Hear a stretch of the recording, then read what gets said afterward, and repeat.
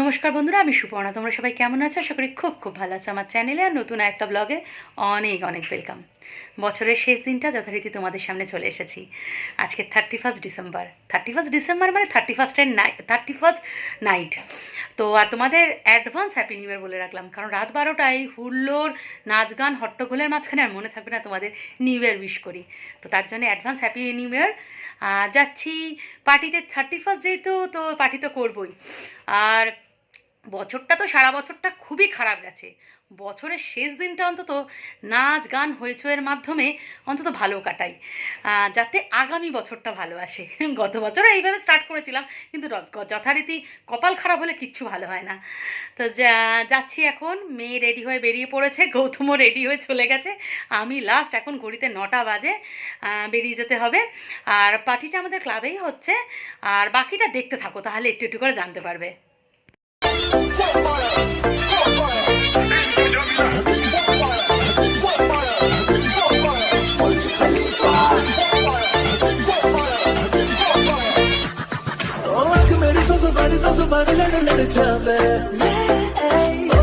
এখনও প্রায় বেশি কেউ আসেনি, আস্তে আস্তে 9:30 10টা হয়েই যাবে।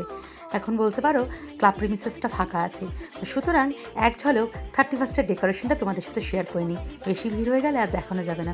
আর এখন এই ব্লগ করার চক্করে কোনো প্রোগ্রামই ঠিকমতো এনজয় করতে পারি না, সবটাই খাপছাড়া হয়ে যায়। নয় ব্লগটা খাপছাড়া হয়, নয় এনজয়টা মাটি হয়ে যায়। যাই হোক, এইভাবেই চালিয়ে যেতে হবে যতদিন না ভিডিও করতে আমি স্মার্ট হচ্ছি, কারণ এখনও অবধি এটা আমার হাতে খড়ি পর্বই চলছে। এখনও অতটা স্মার্ট হয়ে ওঠিনি। বিশেষ করে লোক দেখলে তো ঘাবড়েই যাই, তখন আর ভিডিও করব কি করে সেটাই বুঝে উঠতে পারি না। সবার আগে ফুচকাটা আমি টেস্ট করলাম। তো ফুচকা খাওয়ার ইচ্ছা ছিলই না, কিন্তু বব শুনলো না, বললো আমি একা একা ফুচকা খাবো না, চল তুই আমার সাথে।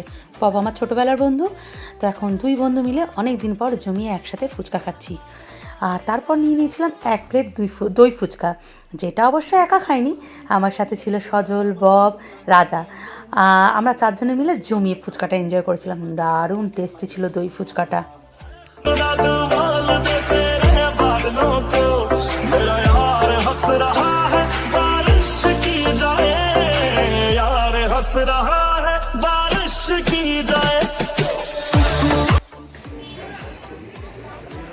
डीजे वाले बाबू जरा गाना बजा दो। ক্লাবে যে কোনো প্রোগ্রাম হোক না কেন, এই দুই বন্ধুকে কখনো আলাদা করা যায় না। দুজনে ঠিক এক কোণে বসে পড়ে এবং জমিয়ে গল্প করে, সবার চোখের আড়ালে। কিন্তু আজকে লাইরি জেঠু দুজনকে ধরে নিয়েছে, ব্যাস গল্প হয়ে গেছে মাটি। দেখলে তো, এই ভিডিও করার চক্করে গরম গরম যে স্টার্টার্সটা খাবো সেটাই বেমালুম ভুলে গেছিলাম। তো যখন স্টার্টার্স খেতে গেছি, অলরেডি লাইন পড়ে গেছে, অনেকেরই খাওয়া হয়ে গেছে। শেষবেলায় গিয়ে আমি লাইন দিয়েছি। স্টার্টার্সে কী ছিল সেটা আগে শেয়ার করিনি। ছিল আমেরিকান হোলকর্ন, ফ্রেঞ্চ ফ্রাই, পানির সাসলিক, ছিল golden prawn fry, fish finger, fish spring roll, ছিল স্প্রাউট, পুদিনা চাটনি আর চিকেন টিক্কা। প্রচুর মেনু ছিল, বলতে গিয়েও আমি ভুলে যাচ্ছি।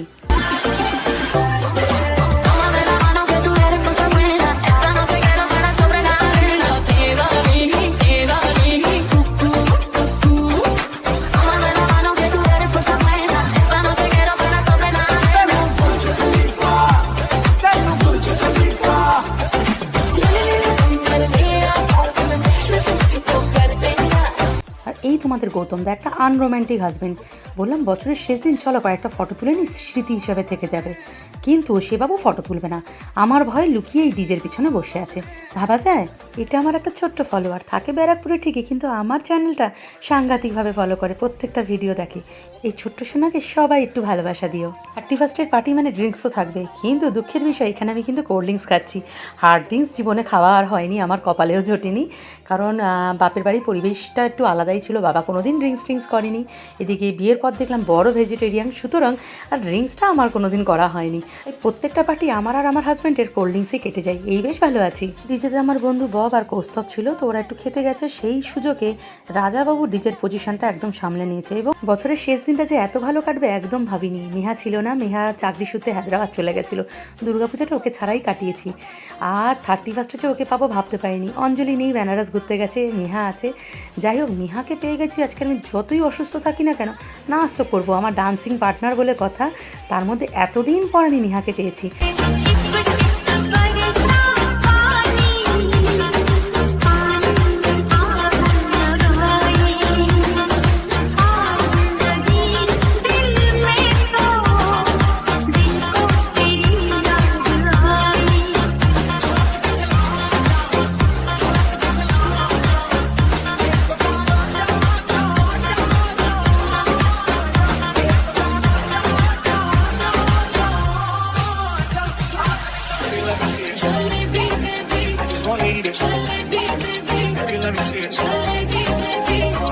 তার জন্যে নাচ টাচ করে তো শরীরটা একটু অস্থির হয়ে গেছিলো, তাই রাতে আর ডিনার করিনি। কিন্তু রাতের ডিনারে কী ছিল সেটা দেখিয়ে দিলাম।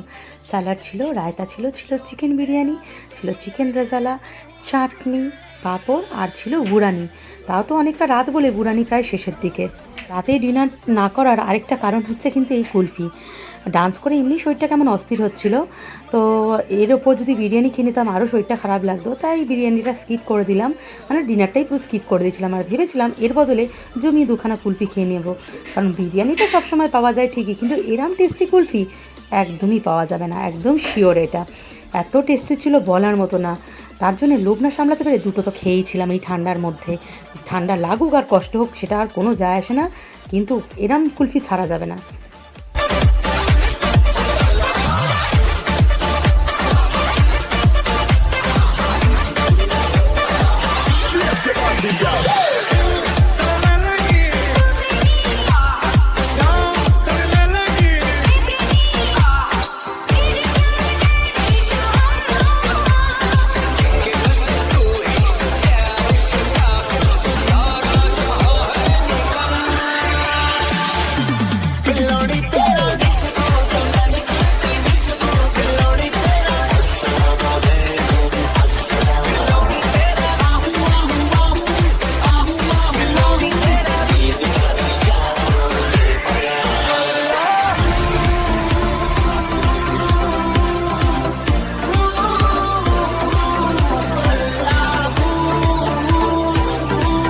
কেউ নয় খেয়েছে, কেউ জমিয়ে আড্ডা দিয়েছে, কেউ ফটো তুলেছে, কেউ আবার ডান্স করেছে, কিন্তু আমাদের ছোট্ট রেহান এক মনোযোগে শুধু ফোনই ঘেঁটে গেছে প্রথম থেকে শেষ অবধি।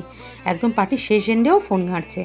আর পার্টির শেষে চলে এসেছে আমাদের যত পাহারাদার সব কটা চলে এসেছে যে কি খাবার টেবিলে বেঁচে আছে সেটা খাবে বলে। তো ওদের জন্য বাইরে দেওয়া হয়েছিল ঠিকই, কিন্তু ওরাও তো একটু পার্টি এনজয় করবে, তার জন্য একদম গ্রিন ফ্লোরে ঘুরে বেড়াচ্ছে। ঘড়িতে 4:45, 1 তারিখে সকাল হয়ে গেল। আর মাঝখানে এসেছিলাম, এসে উৎসাকে বাড়ি দিয়ে গেছিলাম। তখন কটা বাজে বাবাই? তখন বাজে 3:30। 3:30 নাগাদ উৎসাকে দিয়েছিলাম, আর দিয়ে বাড়ি দিয়ে আবার ক্লাবের দিকে গেছিলাম। আর ক্লাব থেকে বাড়িতে আসলাম তখন 4:15 বাজে। আমি আর গৌতম একসাথে আসলাম। এসে তারপর একটু মেয়ের সাথে গল্প করলাম, ফ্রেশ হলাম। আর এখন একেবারে ঘুমাতে যাচ্ছি। এই সকালবেলা 5টা বাজছে, আমরা সবাই ঘুমাতে যাচ্ছি। ও গৌতম অলরেডি ঘুমিয়ে পড়েছে। হ্যাঁ হ্যাঁ, গৌতম অলরেডি ঘুমিয়ে পড়েছে, আমি আর মেয়ে জেগে আছি। এখনও দুজনে মামে গল্প করব। আমাদের মানে ঘুমাতে ঘুমাতে আজকের সকাল 7-8টা বেজে যাবে গল্প টল্প করে। কারণ আমরা কি কি দেখলাম, কি কি অবজার্ভ করলাম পার্টিটায়, সেগুলো এখন মা আমি একটু কুটকাচালি করবো আমরা।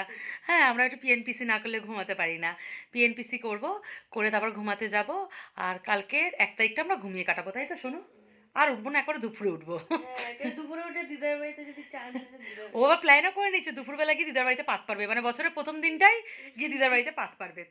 তো বছরের শুরুটা খুব আনন্দের সাথে শুরু করলাম, যাতে বছরের বাকি দিনগুলো যেন ভালো কাটে। জানি না কতটা কি কাটবে, গত বছরও সেম একই হয়েছিল, কিন্তু বছরটা ভালো কাটেনি। এবছর মনে অনেক আশা যে এবছর অ্যাটলিস্ট সব ঠিক হয়ে যাবে। ঠিক হয়ে যাবে মানে কি, আমার তো শরীরে 2টো অপারেশন হবে ঠিকই, যদি ঠাকুর ওটা একটা করে দেয় খুবই ভালো। সে যাই হোক, ভালো থাকতে গেলে সার্জারি করতেই হবে, কিন্তু তাছাড়া যেন সবটা ভালো থাকে। আমার মেয়েটা যেন ভালো থাকে, গৌতম যেন ভালো থাকে। হ্যাঁ, তো সবটাই, আমি তো তো করে করে আমি তোতলা হয়ে যাচ্ছি। সবটাই ওপরওয়ালার হাতে, সেটা তো আর আমি আর বলতে পারবো না। চাইবো ভালো থাকার জন্যে। ও আমার মেয়ে আবার বলছে ওপরওয়ালা ঘুমাচ্ছে, মানে আমার তো গোপাল ঘুমাচ্ছে, বলছে ওপরওয়ালা ঘুমাচ্ছে। তো তোমরা সবাই ভালো থেকো, নতুন বছরটা নতুনভাবে কাটিও, নতুন স্বপ্ন দিয়ে, নতুন ইচ্ছা পূরণ থেকে শুরু করো। তো হ্যাপি নিউ ইয়ার, নতুন বছরের অনেক অনেক শুভেচ্ছা অভিনন্দন জানিয়ে আজকের ব্লগটা এন্ড করলাম। তো সবাইকে গুড নাইট বলবো কি গুড মর্নিং বলবো বুঝতে পারছি না, কি বলা যেতে পারে বাবাই? জানি না। Good night morning. আমার মেয়ে আবার বলছে হ্যাপি নিউ ইয়ার বলে ছেড়ে দাও, তুই একবার হ্যাপি নিউ ইয়ার বলে দে সবাইকে। Happy new year. চলো বাই।